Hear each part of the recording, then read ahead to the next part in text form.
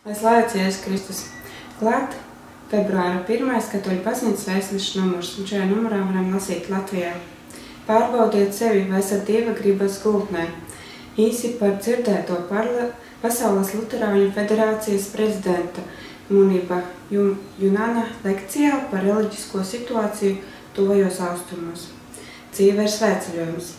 Lasītājs jautā, kur sieviete krīzes situācijā var meklēt palīdzību? Bērniem. Kā es tieku vaļā no bailēm? Fotoreportāžā Svētku pilns mēnesis. Pāvests runā. Tēvs spēja gaidīt, piedot un aizrādīt bez pazemošanas.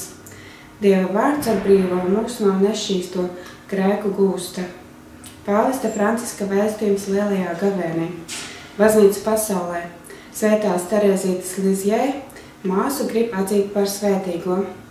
Bezpajumtnieki Romā saņems pārciņa pakalpojumus. Embriji ar 3 vecākiem. Rumānijā tapusi baznīca no ledus. Intervija. Priesteris meklē tiltus uz jauniešu sirdīm. Pārdomām. Problēma ar sātanu. Sludinājumi. Karitas brīvprātīgo formācija no 27. februāra līdz 1. martam.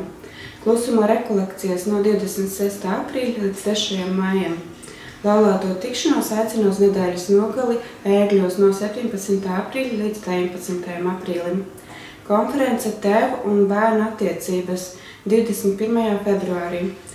Nedēļas nogale vīriem no 21. līdz 22. februārim. Sarkaņos rekolekciju mājā. Kontemplācija un deja 28. februārī. Klusās dienas Aglonā kopā ar Betānijas dominikāņu māsām no 20. līdz 22. februārim. Sveicam priesterus jubilejās, pagaidām viss līdz nākamajam numuram.